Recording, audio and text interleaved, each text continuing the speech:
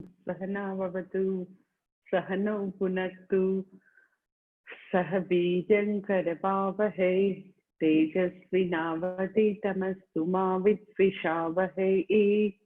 ओम शांति शांति शांतिः। श्रुतिस्मृतिपुराणानाम् आलयं करुणालयं नमामि भगवत्पादं शङ्करं लोकशङ्करं। शङ्करं शङ्कराचार्यं केशवं बादरायणं सूत्रभाष्यकृतौ वन्दे भगवन्तौ पुनः पुनः। ईश्वरो गुरुरात्मेति मूर्तिभेदविभागिने व्योमवद्व्याप्तदेहाय दक्षिणामूर्तये नमः। ओम।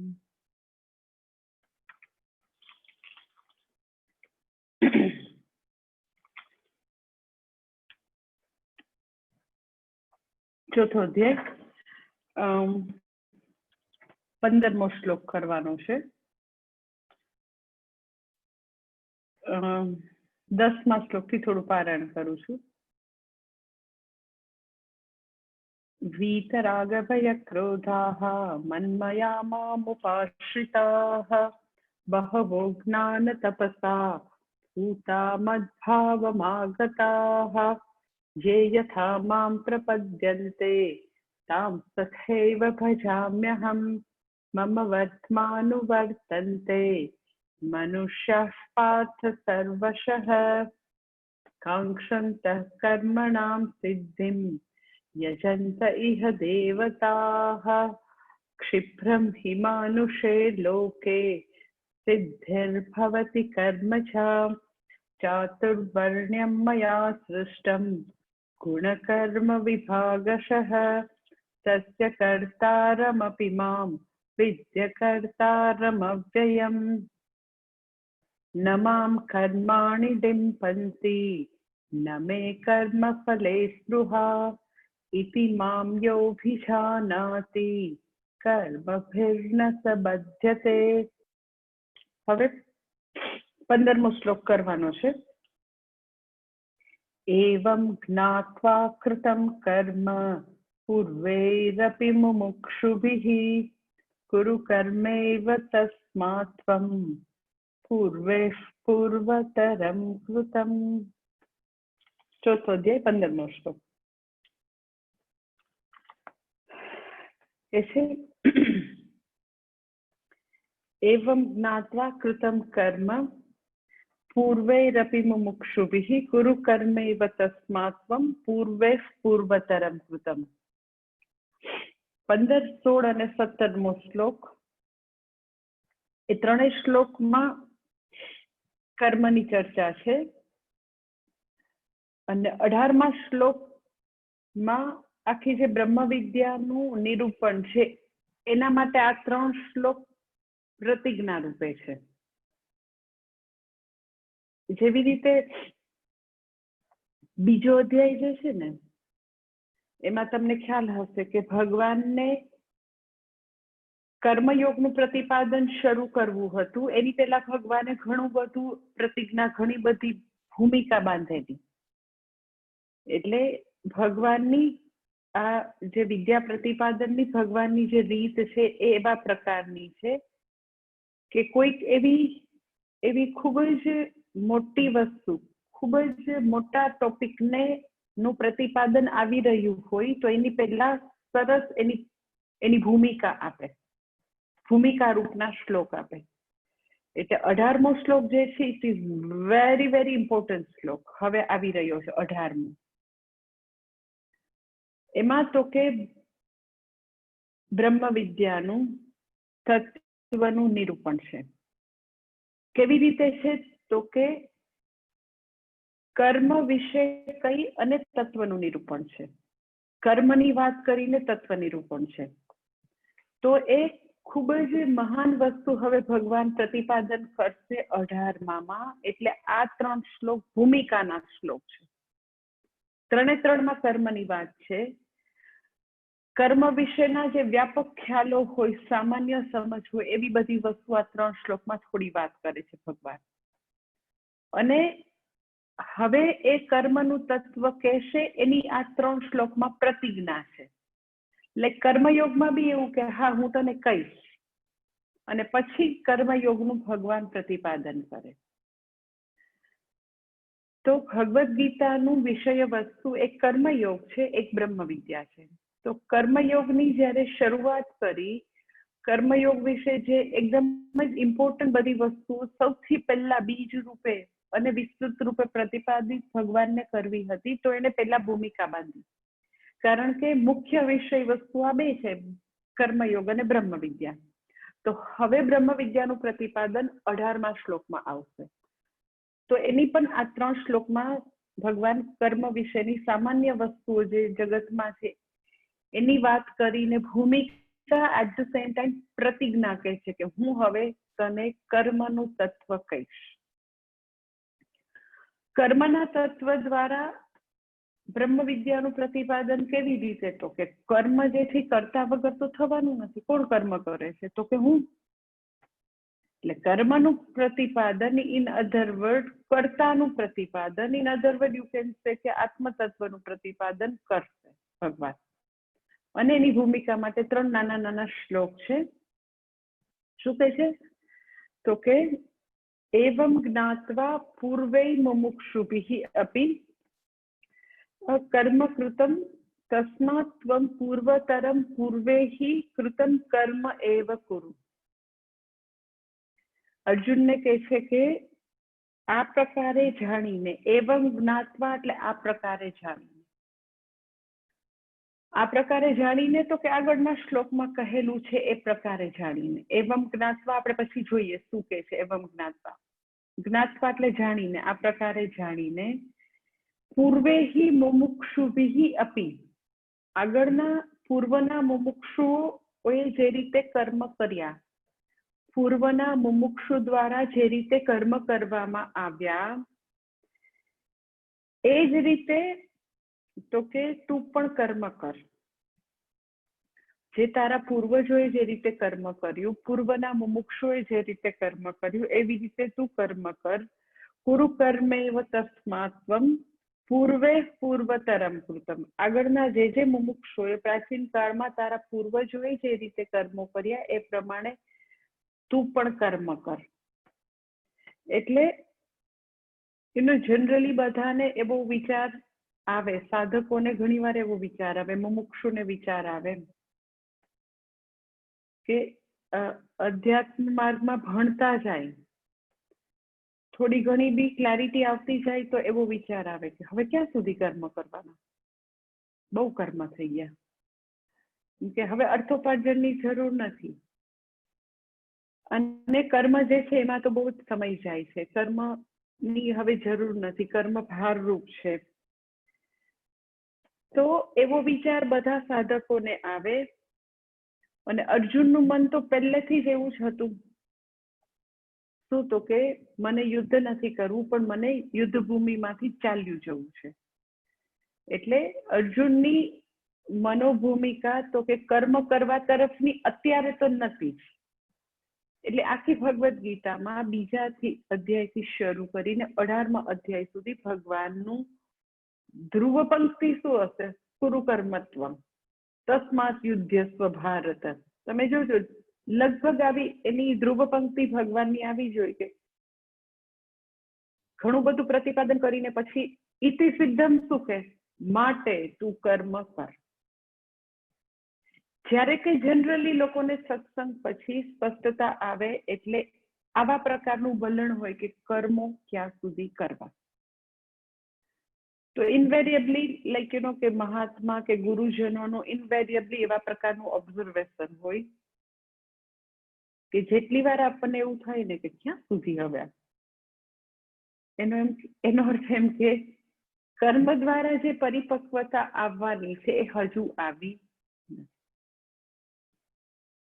જેને ખરેખર કર્મોની ખીચડી પાકી ગઈ હોય, ખરેખર પછી એમ કે જાજી વિસલ વગાડવાની હવે જરૂર ન હોય, બરાબર ખીચડી રેડી થઈ ગઈ છે, એ લોકો એવું ન પૂછે ક્યાં સુધી હવે ગેસ ચાલુ રાખવાનો. ખબર છે કે આટલું ગેસ આટલી વાર ધીમી આંચ રાખી છે, આટલી વાર સીજવા દીધું છે, તો ખીચડી તો થઈ જ ગઈ હોય. ત્યાં સુધી ગેસ ચાલુ રાખવો એ તમારી 10 વર્ષની દીકરી પૂછી શકે, કારણ કે એને ખબર નથી કે ખીચડી કેવી રીતે બને. ખીચડી એમ ફાસ્ટ ગેસ રાખી દો તો એવી સરસ છે, આપણને ભાવતી હોય એવી ખીચડી બને નહીં. પરંતુ અનુભવી માં જે છે એને કોઈને પૂછવું પડે નહીં. એવી જ રીતે જે લોકોને કર્મના જીવનથી જરૂરી શુદ્ધિ અને પરિપક્વતા આવી ગઈ છે, એવા લોકો માટે કર્મ કોઈ દિવસ ભારરૂપ નથી. એ લોકો કર્મથી ભાગવાની કોશિશ નહીં કરે. એ લોકો એમ નહીં કે કર્મોને કારણે મારો વિકાસ અટકી ગયો છે, કર્મો આટલા બધા છે એટલા માટે મારાથી મારું જે કાંઈ સાધના છે એ નથી થઈ શકતી, એવું કોઈ નહીં. કે કારણ કે સાધના કરવાનું માધ્યમ જ કર્મો છે. ઓનેસ્ટલી એ જ માધ્યમથી સાધના થવાની છે. કર્મના માધ્યમથી જ અંતઃકરણ શુદ્ધિ થવાની છે. એ ચાહે તમે તમારા ઘરમાં તમારી ડ્યુટીના જે કર્મો છે, ફરજરૂપ કર્મો છે એ કરો, કે ગુરુજન પાસે જઈને તમે સેવાના કર્મો કરો, પરંતુ વ્યક્તિને અધિકારીત્વ આપવા માટેનું માધ્યમ કર્મ જ છે. આરામ ખુરશી ઉપર બેઠા બેઠા કોઈ વ્યક્તિ અંતઃકરણ શુદ્ધિ પ્રાપ્ત નહીં કરે. જોઈતી પાત્રતા કે અધિકારીત્વ ઘેર બેઠા પ્રાપ્ત નહીં થાય, કર્મના માધ્યમથી જ પ્રાપ્ત થાય. એટલે કર્મ એટલી મહાન વસ્તુ છે કે વ્યક્તિને માટે એવું મહાન સાધન છે કે એને જે કંઈ જોઈશે એ બધું કર્મ દ્વારા સિદ્ધ થવાનું છે. પરંતુ સંભાવ્ય કે કર્મો યોગ્ય ભાવનાથી કરવામાં નથી આવતા, યોગ્ય સમજથી નથી કરવામાં આવતા, એટલે ઇનવેરિયેબલી વ્યક્તિને એવું એક પ્રકારનું એવું થાય કે કેટલા વર્ષો હવે આને આ કરવાનું, હવે છોડી દેવું છે, હવે તો આ બધું છૂટે તો સારું. એટલે અર્જુનની જેમ બધાને એવું લાગે કે છોડી છાડીને આપણે જતા રહીએ. ઓર બીજો એક વર્ગ એવો છે, એનો અર્થ એમ કે હજી એને કર્મ કરવાના છે, ફર્સ્ટ થિંગ. સેકન્ડ થિંગ કે બીજો પણ એક વર્ગ એવો છે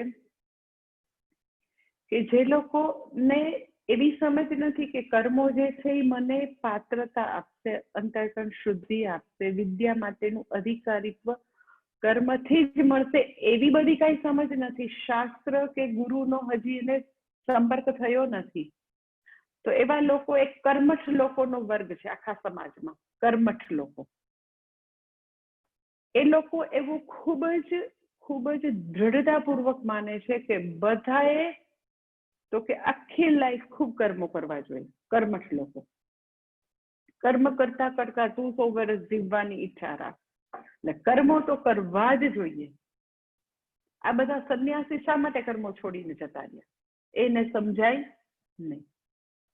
એનો અર્થ એમ કે ઈ લોકો પણ કર્મઠ લોકો પણ કર્મનું તત્વ સમજ્યા નથી.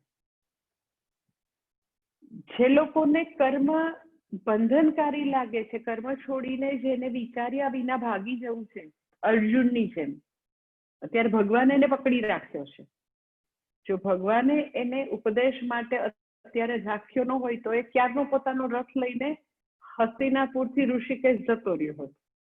કે હસ્તિનાપુર જે છે એ અત્યારનું દિલ્હી છે, તો દિલ્હીથી ઋષિકેશ તો ખાલી 200 કિલોમીટર છે, તો એ ક્યારનો પોતાનો રથ લઈને જતો રહ્યો હોત. એટલે અમુક લોકોને કર્મ બહુ બંધન અને બોજારૂપ લાગે છે, જે લોકોને કર્મની ચુંગાલ લાગે છે ને ચુંગાલમાંથી ભાગવું છે. અમુક લોકોને એમ છે કે કર્મો તો આખી જિંદગી કરવા જ જોઈએ. તો એ બંને લોકો કર્મને સમજ્યા નથી. કર્મ જે છે એ મને ખરેખર મને જે જોઈએ એ બધું જ આપશે. મને આત્મવિદ્યા સાથે ટોટલી કનેક્ટ બી કરી દેશે. મને જીવનમાં રિલેટિવ શાંતિ અને સંતુષ્ટિ પણ કર્મ જ આપશે. કેવી રીતે? તો કે જો યોગ્ય અભિગમો દ્વારા, યોગ્ય ભાવના દ્વારા એ જ કર્મોને કરીશું તો એ જ કર્મો મુક્તિનું કારણ બનશે.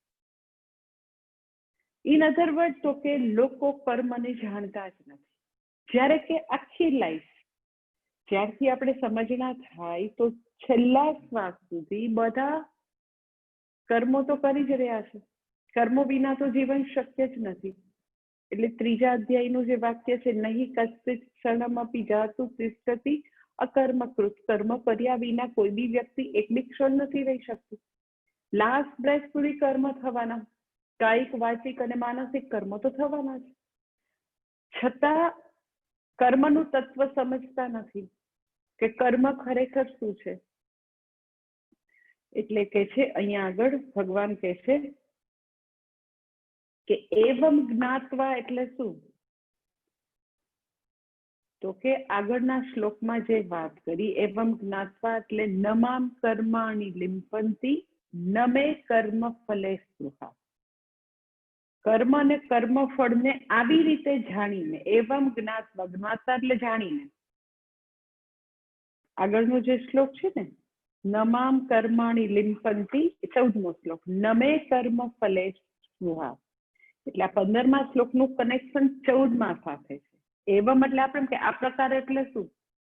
તો એ ભગવાન અને અર્જુનનો તો ડાયલોગ ચાલી જ રહ્યો છે. આપણે એક અઠવાડિયું જતું રહ્યું છે, એનો તો ફ્લો ચાલુ છે. એટલે એ કે છે એવમ જ્ઞાત્વા. એવમ જ્ઞાત્વા એટલે મેં તને જો કીધું ને કે મને નમામ કર્માણિ લિંપંતિ, મને કોઈ પણ પ્રકારના કર્મો સ્પષ્ટતા નથી. ન તો મને કોઈ કર્મફલ માટે સ્પૃહા છે, મને કોઈ કર્મો જે છે એ સ્પષ્ટતા નથી, ન તો મને કોઈ કર્મફળમાં સ્પૃહા છે. કર્મો સ્પષ્ટતા નથી એની આપણે ગયે વખતે વાત કરી હતી, ગયા મંગળવારે, કે ભગવાને એની આગળના શ્લોકમાં વાત કરી, ચાતુર્વર્ણ્યમ મયા સૃષ્ટમ, મેં સર્જ્યા છે, સૃષ્ટિ સ્થિતિ લય કરતા હું છું, આ વર્ણાશ્રમ આશ્રમના સર્જયિતા હું છું. એ કર્મો મને સ્પર્શતા નથી. કોઈનો જન્મ ક્યાંક થાય, કોઈનો જન્મ દુઃખમાં થાય, કોઈનો જન્મ ખૂબ જ કમ્ફર્ટની વચ્ચે થાય, એ બધા સૃષ્ટિ સ્થિતિ લયના કોઈ કર્મો મને સ્પર્શતા નથી. અને હું પૂર્ણ પરમેશ્વર છું, મને કોઈ પણ પ્રકારના કર્મફળની કોઈ સ્પૃહા નથી. એટલે એવમ જ્ઞાત્વા એટલે તો કે એ જ્ઞાની વ્યક્તિ કર્મોથી સદા સર્વદા મુક્ત છે, એ પ્રકારે જાણીને, જ્ઞાત્વા એટલે જાણીને, કૃતમ કર્મ પૂર્વૈરપી મુમુક્ષુભિ, આવું જાણીને કે કર્મો જે છે એ મને સ્પર્શતા નથી, ન તો કર્મ ફળની સ્પૃહા છે, એવું જાણીને પૂર્વના મુમુક્ષુએ કર્મ કર્યું હતું, તો તું પણ કર્મ કર. કર્મને, કર્મફલને, કર્તાને યથાર્થ રીતે જાણીને, સાચી રીતે જાણીને પૂર્વના બધા મુમુક્ષુએ કર્મ કર્યું હતું, કર્મનું સ્વરૂપ જાણીને કર્મ કરવાનું ચાલુ રાખ્યું હતું. તારી જેમ કર્મ ફેંકવાની વાત નથી કરી. કર્મોનું તત્વ જાણીને એ લોકોએ પોતાનું કર્તવ્ય કર્મ પોતે જે કઈ કરવાનું છે એ ચાલુ રાખેલું હતું.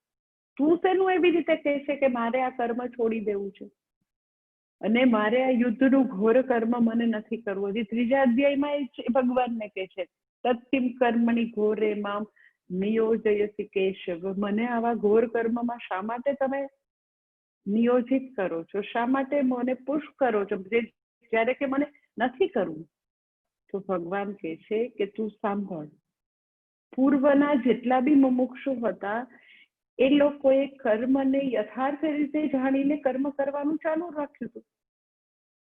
મુમુક્ષુ શબ્દ જે છે એ ખૂબ સરસ શબ્દ છે. મુમુક્ષુ શબ્દ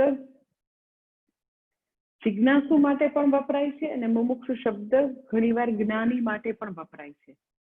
એટલે પૂર્વના મુમુક્ષુ એટલે જ્ઞાની લોકો. પૂર્વના જે બધા જ્ઞાની હતા, કોણ? તો કે જનક વગેરે, જનક, અશ્વપતિ, એવા ઘણા બધા રાજાઓ હતા. એને બધા જનક ને અશ્વપતિ એના એક્ઝામ્પલ એટલે આપવા પડે કારણ કે એ પોતે રાજા છે, પોતે રાજકુમાર છે. તો જનક વગેરે રાજાઓએ કર્મનું તત્વ જાણ્યા પછી પોતાનું રાજકાજનું કામ છોડી છાડીને બુદ્ધમ શરણમ ગચ્છામી એમ કરી નીકળી નતા ગયા. એ લોકોએ તો કે પોતાનું જે કઈ કર્તવ્ય કર્મ રાજા તરીકેનું હતું એ નિભાવી રાખ્યું. અર્જુનને શા માટે મુમુક્ષુ કે છે અત્યારે?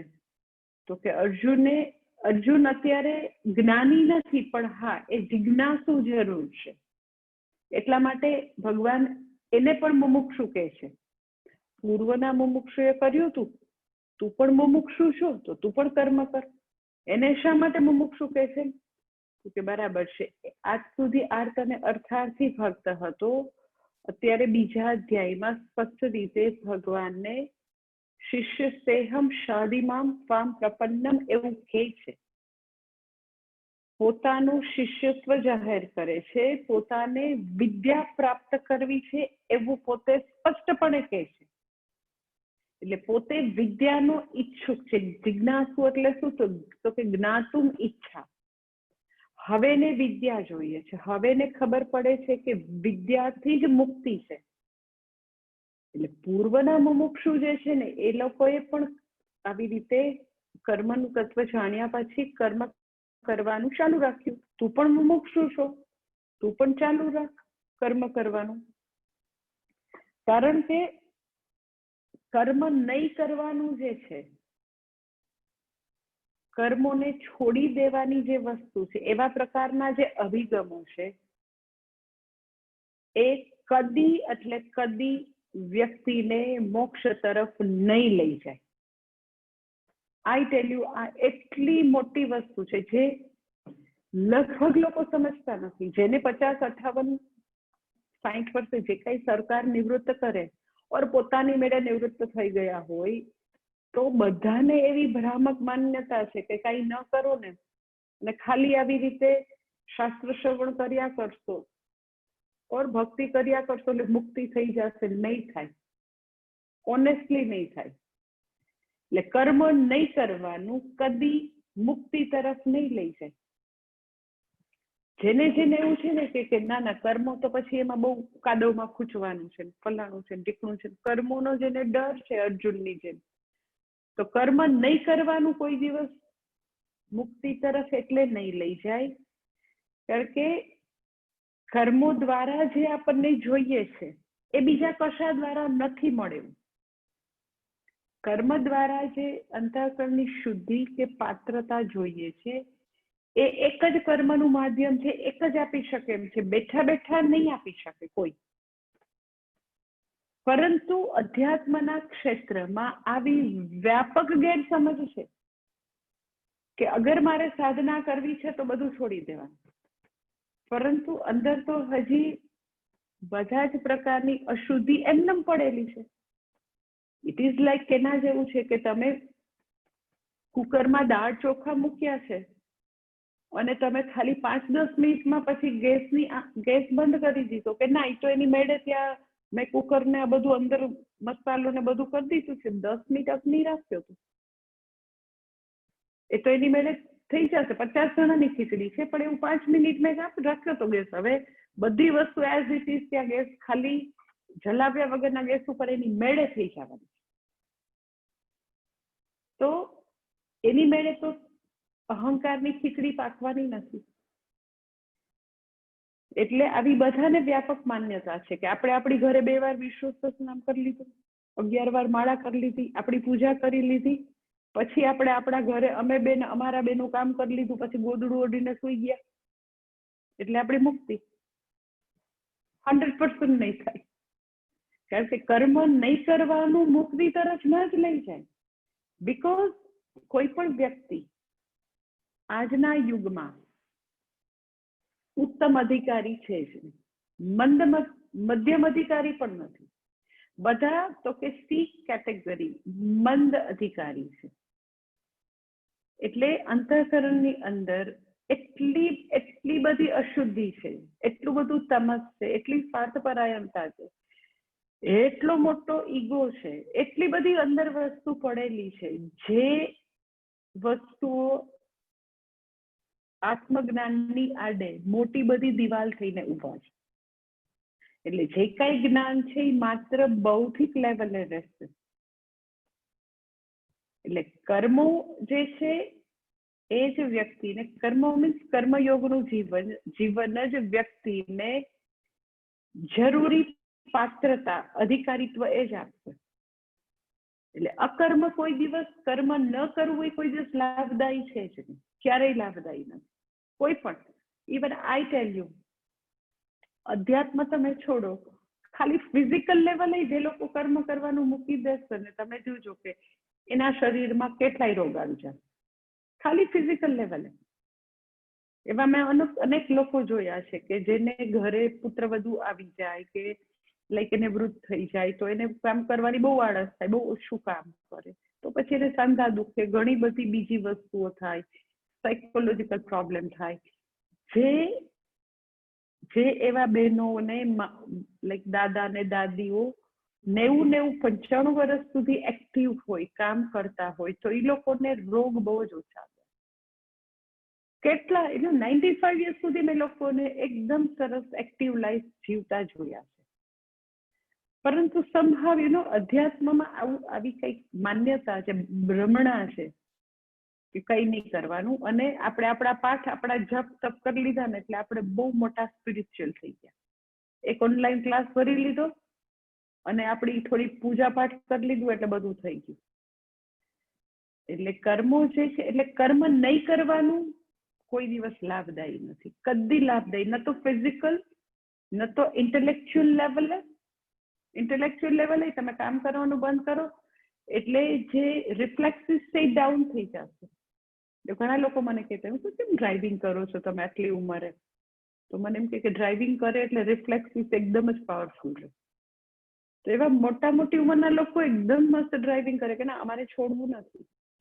સો intellectual ability, physical strength, emotionally તમે હેલ્ધી રહ્યો, કારણ કે દુનિયામાં તમે કંઈક ને કંઈક કર્મ કરતા હો તો બધાને એ ગમે, એ વ્યક્તિ બધાને ગમે, કંઈક તમે યોગદાન આપો છો તો કોને નહીં ગમવાનું? તો તમારો સેલ્ફ એસ્ટીમ હંમેશા સરસ છે, કારણ કે આજુબાજુના લોકોને જે કંઈ તમે યોગદાન આપતા હો તો ગમે જ. એટલે તમે કોઈ બી રીતે કર્મ કરવાનું જે છે, હંમેશા કંઈક ને કંઈક પરફોર્મ કરતા રહેવાનું છે. એની સામે નહીં કરવાને મૂકો તો કર્મ કરવાનું જ હંમેશા બેટર છે. પરંતુ સમહાવ આઈ ડોન્ટ નો, આપણા દેશમાં, ભારત દેશમાં તો આવું બહુ જ વ્યાપક છે કે લોકોને જરાક આવું 50, 55, 60 ને આડે ગળે પહોંચે એટલે એને એવું જ લાગે કંઈ કરવાની હવે જરૂર જ નથી. એટલે કરવાની એટલે જરૂર છે કે કર્મો જે છે એ ઈશ્વરને સામે રાખીને યોગ્ય અભિગમો દ્વારા, યોગ્ય ભાવના દ્વારા કર્મ કરવામાં આવે. એ કર્મ મને અધિકારીત્વ આપશે. એ કર્મ દ્વારા જ મને જે જરૂરી પાત્રતા છે એનાથી જ પ્રાપ્ત થશે. એટલે અર્જુન જેવી ભ્રમણા છે કે નહીં કરવું એ સારું, એ આપણા મગજમાંથી આપણે ડિલીટ કરવાની જરૂર છે. આખા બધે જ વેદાંતમાં તો ખૂબ જ એવું ભ્રમણા છે. જે લોકો થોડા શાસ્ત્ર ભણતા હોય ને, અમે તો મંડુક્ય ઉપનિષદ ભણીએ છીએ, અમે તો બૃહદન, એ બધા લોકોને આવી ભ્રમણા છે કે કઈ કરવાની જરૂર નથી.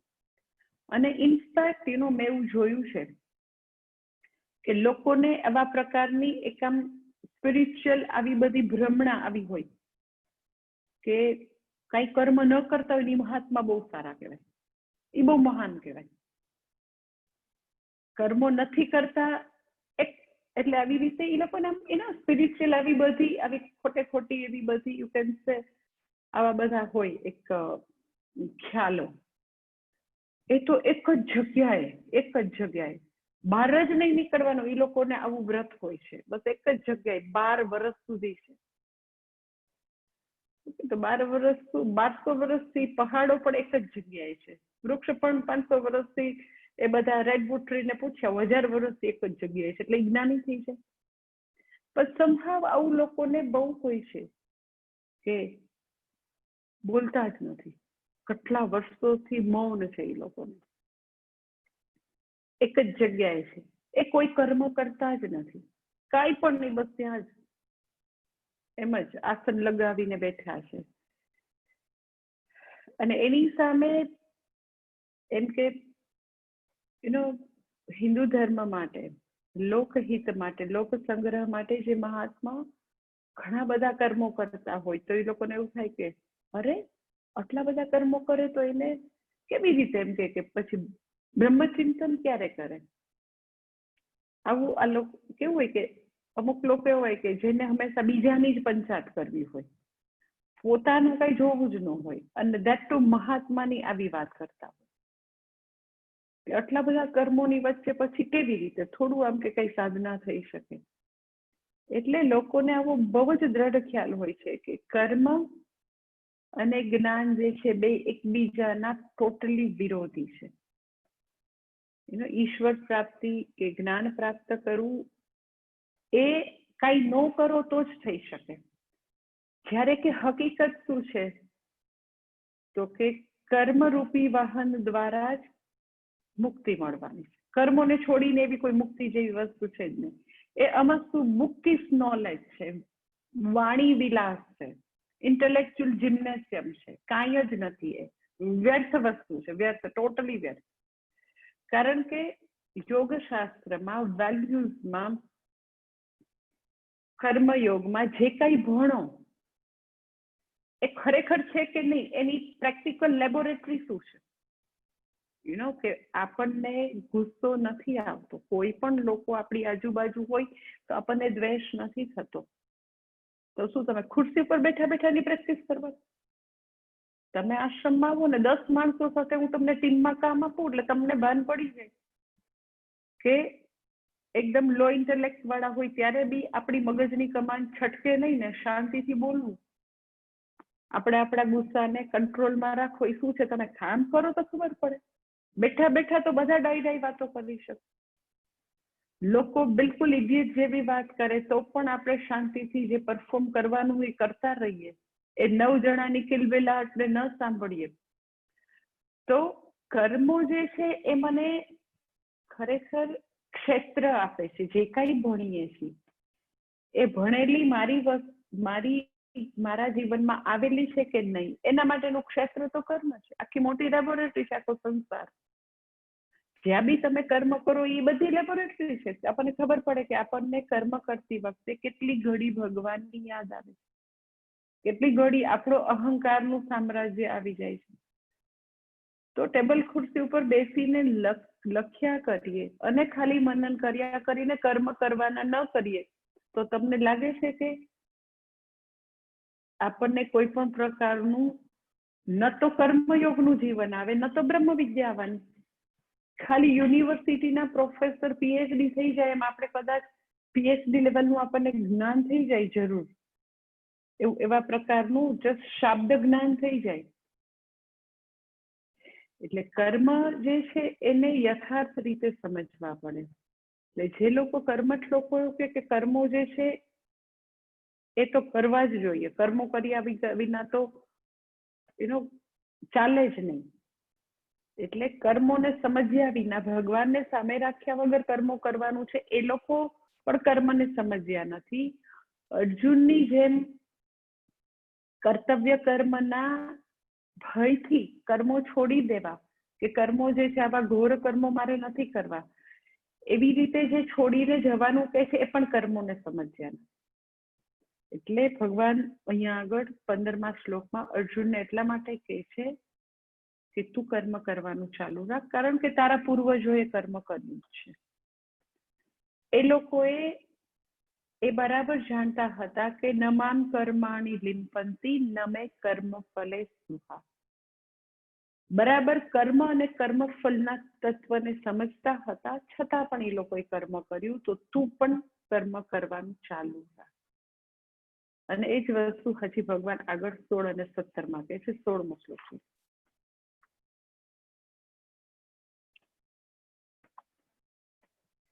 કિમ કર્મ કિમ કર્મેતિ કવયોપ્યત્ર મોહિતાઃ તત્તે કર્મ પ્રવક્ષ્યામિ યજ્ઞાત્વા મોક્ષ્યસે શુભાત. કે છે 16મા શ્લોકમાં ભગવાન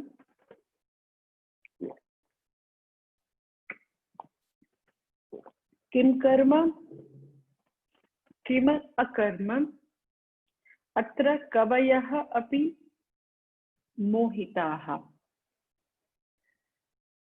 તે તત્ કર્મ પ્રવક્ષ્યામિ યજ્ઞાત્વા અશુભાત મોક્ષ્યસે.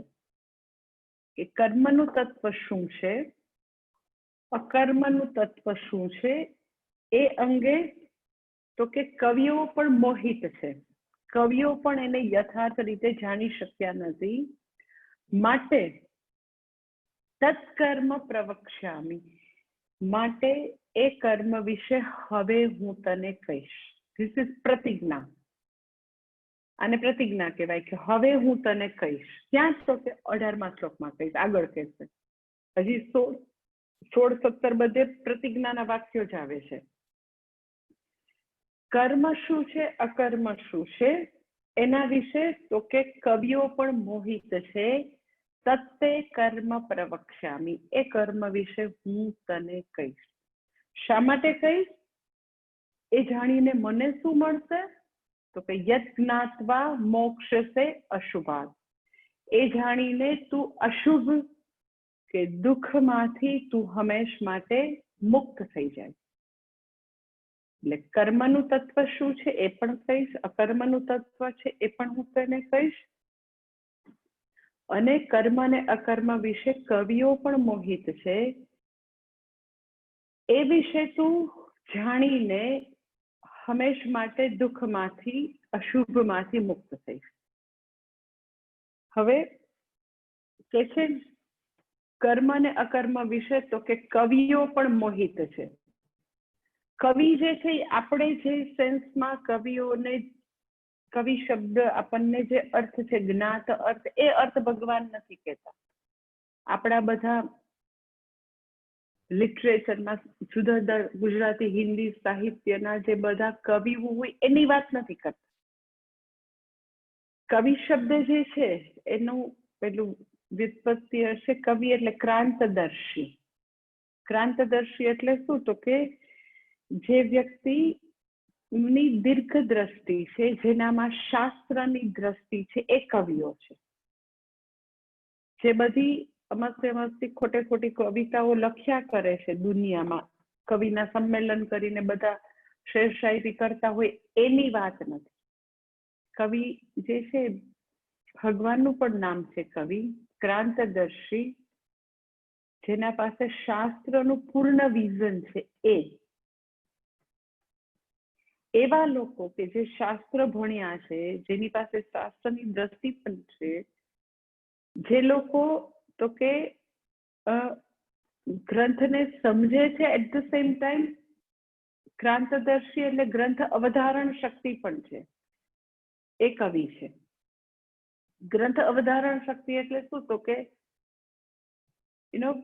આપણે જ્યારે કોઈ બી વસ્તુનો સ્ટડી કરીએ, ભણીએ, ઇવન નાના હતા ત્યારે સ્કૂલ કોલેજમાં ભણતા હોય ત્યારે પણ આપણા બ્રેઇનમાં એવા પ્રકારની કેપેસિટી હોવી જોઈએ ઓર ડેવલપ થવી જોઈએ. શું? તો કે ભણીએ ત્યારે આપણે જે કાંઈ શ્રવણ કરીએ એ વસ્તુને આપણે તો કે ગ્રહણ કરી શકીએ.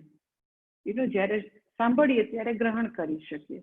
ગ્રહણ કરીને પછી તો કે આપણે આપણા બ્રેઇનની અંદર સ્ટોર કરી શકીએ. ધેટ ઇઝ ગ્રંથ અવધારણ શક્તિ, આપણે ધારણ કરી શકીએ. અને ત્રીજું છે કે પછી ધારણ કરેલી વસ્તુને જ્યારે રિકોલ કરીએ, આપણે પાછું મેમરીમાં લાવીએ, યાદ કરીએ, તો આપણને જેવી રીતે આપણે સ્ટોર કરેલું છે, જેવી રીતે શ્રવણ કરેલું છે, આપણી અંદર આપણે અવધારણ આપણે અંદર સ્થિત કરેલું છે, તો પાછું આપણે મનન નિધિધ્યાસન કરીએ તો એ બધું પાછું આપણને એ સિક્વન્સમાં મળે પાછું.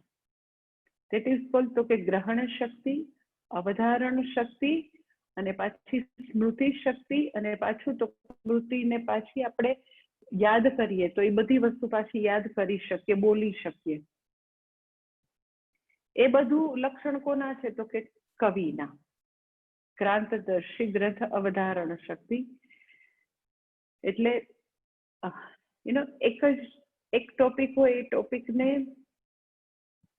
ઘણા બધા સમય સુધી એક જ ટોપિકને લેન્થ ટાઈમ તમે માનસપટ ઉપર લાવી અને એના વિશે ઘણું બધું વિચારી શકું, એ તો કે એ કવિનું લક્ષણ છે, જે એટલા મેધાવી હોય. આપણને કેવું થાય કે ખાલી ઘણાને એવું થાય, બધાને એવું નથી કહેતી, ઘણાને એવું થાય કે ખાલી 1 વીક પહેલા ભણાવેલું હોય તો એને એવું થાય કે ક્યારે એવું કીધું તું, 1 વર્ષ પહેલાની, 2 વર્ષ પહેલાની, એટલી એને ઈસવીસન પૂર્વે જેવી વાત લાગે. આમ રિસન્ટલી જે વસ્તુની ચર્ચા થઈ હોય તો પણ એ લોકો બ્લેન્ક હોય. તમે વાત કરો ને તો એના ફેસમાં તમને ખબર પડે કે એને કાંઈ ટપા પડતા નથી. એનો અર્થ એમ કે વ્યક્તિમાં એવી ગ્રંથ અવધારણ શક્તિ નથી. એટલે સરસ્વતી દેવીની કૃપા છે કે ગ્રહણ શક્તિ, અવધારણ શક્તિ બધું રિટેન કરી શકું, રિકોલ કરી શકું. દેટ ઇઝ વેરી બિગ કૃપા, બહુ જ મોટી ભગવાનની કૃપા છે. તો આવા મેધાવી લોકો, ક્રાંતદર્શી, જે ગ્રંથને સમજે છે, વિઝનને જાણે છે, એવા લોકો પણ કર્મ અને અકર્મની વ્યાખ્યા કરવામાં ગૂંચવાઈ જાય છે. આમ શાસ્ત્રોને ઘણા સમજે છે, એ પોતાને તો કે અવધારણ બી કરી શકે, પોતે બધું ધારણ બી કરી શકે છે, એની ચર્ચાઓ બી કરી શકે, પરંતુ જ્યારે કર્મની વાત આવે ને, કર્મ શું છે, અકર્મ શું છે, વિકર્મ શું છે, ત્યારે તો કે એ લોકો પણ કન્ફ્યુઝ થઈ જાય છે. કારણ કે કર્મનું તત્વ જે છે એ આપણે માનીએ એવું સહેલું નથી, ઘણું બધું ગહન તત્વ છે. એટલે કર્મ માટે તું એવું જો માનતો હો કે અત્યારના જમાનાના કોઈ બહુ વિદુષી લોકો, ખૂબ જ્ઞાની લોકો મને કર્મનું તત્વ સમજાવી દેશે, તો નહીં સમજાવી શકે. ભગવાન સિવાય કર્મની વાત કોઈ સમજાવી શકે નહીં, કારણ કે પોતે કર્માધ્યક્ષ છે. કર્મની એ ગહન ગતિને એ પોતે જ જાણે છે. માટે તું એવું માન કે હું તો વિદુર પાસે જઈને સમજી આવીશ, તો ભીષ્મ પિતા બહુ મહાન છે, એની પાસે જઈને સમજી આવીશ. ભલે એ લોકો મેધાવી છે, એ લોકો કવિ છે, એવા હોશિયાર છે, ઘણા બધા ક્ષેત્રમાં એ લોકો બહુ જ જ્ઞાન ધરાવે છે, પરંતુ જ્યારે કર્મની વાત આવે તો એવા ખૂબ જ વિદુર અને ભીષ્મ જેવા મેધાવી કવિ લોકો પણ મોહિત થઈ જશે. એ લોકો પણ તો કે એકદમ યથાર્થ રીતે કર્મ અને અકર્મનું નિરૂપણ નહીં કરી શકે. એટલે હું હવે તને કર્મનું તત્વ કહીશ. એટલે ભગવાન પોતે પોતાના શ્રી મુખેથી જો કર્મનું તત્વ કે અકર્મનું તત્વ કે, તો પછી તો બીજી કોઈ પણ વ્યક્તિ, દુનિયાની કોઈ વ્યક્તિ, કોઈ કવિ, કોઈ મેધાવીની જરૂર પડે નહીં. એ પોતે સ્વયં હવે તો કે કર્મના તત્વનું નિરૂપણ કરશે. એટલે કર્મના આપણે એવું થાય કે કર્મની આટલી બધી વાત ભગવાન શા માટે કહે છે? તો મેં તમને કીધું કે કર્મના સ્વરૂપનો વિચાર, ઇન અધર વર્ડ કર્તાના સ્વરૂપનો વિચાર. કર્તા એટલે હું નો વિચાર, હું એમાંય, હું ખરેખર કોણ છું. એટલે આપણને એવું લાગે એટલે કર્મનું શું એટલું બધું હવે, એ તો છેલ્લે કર્મ જ છે. ઓકે, કર્મ કરતા વિના નથી થવાનું. તો કર્મ વિચાર એટલે કર્તા વિચાર. એટલે ભગવાન હવે એનો ત્વમ પદનું નિરૂપણ કરશે. આખું જે મહાવાક્ય જે છે તત્વમસી, એમાં હવે તો કે ત્વમ પદ અર્થાત કર્તા, પણ કર્તા જે છે એ જ કર્મ કરે છે. એટલે કર્મ દ્વારા તો કે એ કર્તાનું ત્વમ પદનું નિરૂપણ કરશે. એટલે કર્મનો વિચાર એટલે કર્તાનો વિચાર. એટલે ભગવાન હવે તો કે આવી રીતે ત્વમ પદનું કર્મ દ્વારા નિરૂપણ કરશે. તો મને એનાથી શું મળશે? તો કે બરાબર છે, તું યત જ્ઞાત્વા મોક્ષસે અશુભાત, અશુભમાંથી તું મુક્ત થઈ જાય. અશુભ શું છે? તો કે જે કઈ દુઃખદાયી છે, જે કઈ મને તકલીફ આપે છે, એ બધું જ તો કે અશુભ છે. જેનાથી મને પીડા થાય છે, જેનાથી મને આપણે આપણી જાતને ઇન્સિક્યોર જોઈએ છીએ, જેનાથી આપણે આપણી જાતને અસંતુષ્ટ જોઈએ છે, એ બધું જ અશુભ છે. તો જેટલી સંસારમાં મને પીડા આપતી વસ્તુ છે, દુઃખદાયી છે, અશુભ છે, એમાંથી ભગવાન કહે છે હું તને મુક્ત કરીશ. કેવી રીતે? તો કે કર્મનું તત્વ જેટલું મહાન છે. અગર તું કર્મના તત્વ વિશે જાણીશ તો તું હંમેશ માટે તો કે દુઃખમાંથી, અશુભમાંથી મુક્ત થઈ જઈશ. અને અશુભ શબ્દનો બીજો બી અર્થ છે કે બધા જ પ્રકારના સંશયોમાંથી તાવરી નિવૃત્તિ થશે. બધા જ પ્રકારની જે કઈ સંસારમાં પોતા વિશે, ભગવાન વિશે, જગત વિશે જ્યાં બી બધા સંશયો છે, તકલીફો છે, એ બધું પણ અશુભ છે, એમાંથી પણ તું મુક્ત થઈશ. અને હજી પાછું 17મા શ્લોકમાં પાછી કર્મની ભગવાન વાત કહે છે. શું કહે છે? 17મા શ્લોક જોઈ લે.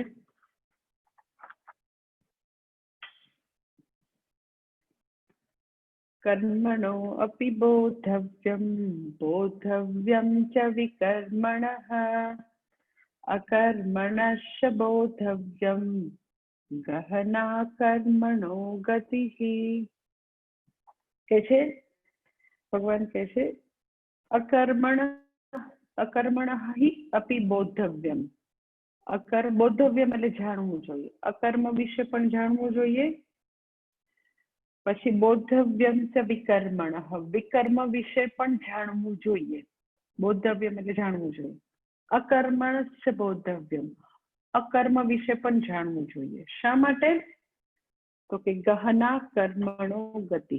કર્મની ગતિ બહુ જ ગહન છે, એટલે કર્મ વિશે પણ જાણવું જોઈએ, વિકર્મ વિશે પણ જાણવું જોઈએ, અકર્મ વિશે પણ જાણવું જોઈએ, કારણ કે કર્મની ગતિ બહુ જ ગહન છે. લોકોને કર્મ અને અકર્મ વિશે જનરલી બહુ જ એમ કે એવી સીધી સાદી એવી આવી બધી સમજ છે કર્મ અને અકર્મ વિશે. કેવી સમજ હોય? તો કે કર્મ કઈ કરે ને, ક્રિયા હોય ને, ક્રિયાશીલ, ગતિશીલ, તો એને કર્મ કહેવાય. અને અકર્મ એટલે શું? તો કે વ્યક્તિ એમને જ એક જગ્યાએ બેઠી રહે, કઈ કરે નહીં, હલે ચલે નહીં, એક જગ્યાએ શાંત સ્વસ્થ થઈને બેઠી હોય, તો એને અકર્મ કહેવાય. કરવું કઈક ક્રિયા છે, કઈક હલન ચલન છે, તો કર્મ. એમને બેઠા રહે તો અકર્મ. આવી બધી પોતાની રીતે આવી બધી ભ્રમણાઓ છે લોકોની. પછી અમુક લોકો એવું કે કર્મ વિશે તો કે શ્રુતિ સ્મૃતિ વિહિત કર્મ જે છે, યત વિહિતમ તત્કર્મ. યત વિહિતમ એટલે ક્યાં? તો કે શ્રુતિ સ્મૃતિભ્યામ યત વિહિતમ તત્કર્મ. શ્રુતિ અથવા સ્મૃતિમાં જે વિહિત હોય, જે શ્રુતિ અને સ્મૃતિમાં જેનો આદેશ આપેલો હોય કે આ કરવાનું છે, તો એ કર્મ કહેવાય. શ્રુતિ સ્મૃતિભ્યામ વિહિતમ તત્કર્મ. અને યદ અવિહિતમ તત્ અકર્મ. શ્રુતિ ને સ્મૃતિમાં જે અવિહિત છે, નથી કરવાનું કીધું છે, અવિહિતમ તત્ અકર્મ. આવું લોકો માને છે. એકચ્યુઅલી એવું નથી. આ તો હું તો જસ્ટ લોકોની જે ભ્રમણા છે એની વાત કરું છું. ચલનાત્મકમ કર્મ શ્રુતિ સ્મૃતિભ્યામ યદ વિહિતમ તત્ કર્મ. શ્રુતિ સ્મૃતિભ્યામ એ બધા વૈદ શ્રુતિ શ્રોત સ્માર્ત તત્કર્મ સંન્યાસઃ. એ બધા કર્મોનો સંન્યાસ, એને અકર્મ કહેવાય. કોઈ કે એવું કે એમાં વિહિત નથી, એને અકર્મ કહેવાય. કોઈ કે એમ કે એમને બેઠા રહેવું, એને અકર્મ કહેવાય. કોઈ એમ કે ચલનાત્મકમ ને કર્મ કહેવાય. આવું બધું બધાને એવી ખોટી બધી કેટલી જુદી જુદી ભ્રમણાઓ છે કર્મ માટે. એટલે અહીંયા આગળ એટલા માટે ભગવાન કહે છે 17મા શ્લોકમાં કે માટે કર્મણઃ બોધવ્યમ. કર્મ વિશે જાણવું જોઈએ. કે કર્મ વિશે લોકો જુદું જુદું જાણે છે. આને કર્મ કહેવાય, આને કર્મ કહેવાય. કર્મ તો બંધનનું કારણ છે. કર્મ તો છોડી દેવા જોઈએ. આને એટલે કોને કર્મ કહેવાય એ પણ ખબર નથી. કર્મ કરવા જોઈએ કે નહીં, ક્યાં સુધી કરવા જોઈએ, કર્મનું તત્વ શું છે કાંઈ જાણતા નથી. એટલે કે છે કર્મણહિ અપી બોધવ્યમ બોધવ્યમ ચ વિકર્મણ. વિકર્મ વિશે પણ જાણવું જોઈએ. વિકર્મ એટલે શું? તો કે પ્રતિષિદ્ધ કર્મ. વિકર્મણ એટલે પ્રતિષિદ્ધ કર્મ. કર્મ એટલે તો કે કર્મનું તત્વ જે છે, કર્મ એટલે જનરલી તો કે વિહિત કર્મ, તો કે એ બધા વિહિત કર્મ કર્મનું તત્વ જાણવું જોઈએ. વિકર્મણ એટલે પ્રતિષિદ્ધ કર્મો વિશે પણ તારે જાણવું જોઈએ. 17મા શ્લોકમાં ભગવાન કહે છે વિકર્મણ અપી બોધવ્યમ, અકર્મણ અપી બોધવ્યમ, અકર્મ વિશે પણ જાણવું જોઈએ. લોકો અકર્મ એટલે એવું માને છે કે કર્મ નહીં કરવા, એટલે અકર્મ જે છે એ ખરેખર કર્મ ન કરવું એટલું સીધું સાદું અકર્મ નથી. અકર્મ શું છે, કર્મ શું છે, એ બેયની સમજ ભગવાન હવે 18મા શ્લોકમાં આપશે. એટલે કર્મનું તત્વ અને અકર્મનું તત્વ 18મા શ્લોકમાં આવશે. વિકર્મ શબ્દ જે છે એ ખાલી આપણે ત્યાં સમજી લઈએ. વિકર્મ એટલે શું, તો કે પ્રતિષિદ્ધ કર્મો. પ્રતિષિદ્ધ કર્મો એટલે શું, તો કે વેદમાં અમુક કર્મો માટે એવું કહેલું છે કે આ કર્મો નથી કરવાના. નિષિદ્ધ કર્મો રૂપે એ આપેલા છે કે લાઈક કલંજમ ન ભક્ષેત, સુરામ ન પીબેત, હિંસા ન કુર્યાત, કે હિંસા ન કરવી જોઈએ, માંસ ન ખાવું જોઈએ, દારૂ ન પીવો જોઈએ. આ બધા પ્રતિષિદ્ધ કર્મો છે કે એ નથી કરવાના. એટલે પ્રતિષિદ્ધ કર્મો એટલે વિકર્મણ. એટલે વિકર્મણ એ આપણે અત્યારે અહીંયા જોયું 17મા શ્લોકમાં. પણ કર્મ અને અકર્મ જે છે એની અહીંયા ભગવાન પ્રતિજ્ઞા કરે છે કે એ તત્વ જે છે એ ખૂબ ગહન છે. ગહના કર્મણો ગતિ. એમાં કવિઓ પણ કર્મ અને અકર્મ વિશે મોહિત છે. એ લોકો યથાર્થ રીતે જાણી નથી શક્યા, કારણ કે એ બધી કર્મની વાત ખૂબ ગહન છે. એટલે હવે ભગવાન 18મા શ્લોકમાં કર્મ અને અકર્મ બે શબ્દોને ખૂબ જ સારી રીતે ડિફાઇન કરશે. In other word you can say કર્મનું તત્વ શું છે, અકર્મનું તત્વ શું છે, અર્થાત કર્તા કોણ છે, કર્તાનું સ્વરૂપ શું છે, એ હવે ભગવાન 18મા શ્લોકમાં કહેશે. અને એ મેં તમને કીધું કે આવું ખૂબ જ મોટું પ્રતિપાદન આવી રહ્યું છે, મોટી વસ્તુ સંપદનું નિરૂપણ આવી રહ્યું છે. એટલે ભગવાને આ 3 શ્લોકમાં એની આવી રીતે ભૂમિકા આપી કે કર્મ અને અકર્મના તત્વ માટે ભલભલા વિદ્વાન લોકો પણ નથી સમજી શકતા, માટે હવે એ તત્વ હું તને કહીશ. અને એ 18મા શ્લોકમાં છે, કાલે જોઈ લઈશું. ઓમ પૂર્ણમદ પૂર્ણમિદં પૂર્ણાત પૂર્ણમુદચ્યતે પૂર્ણસ્ય પૂર્ણમાદાય પૂર્ણમેવાવશિષ્યતે. ઓમ શાંતિ શાંતિ શાંતિ. હરિ ઓમ શ્રી ગુરુભ્યો નમઃ. હરિ ઓમ.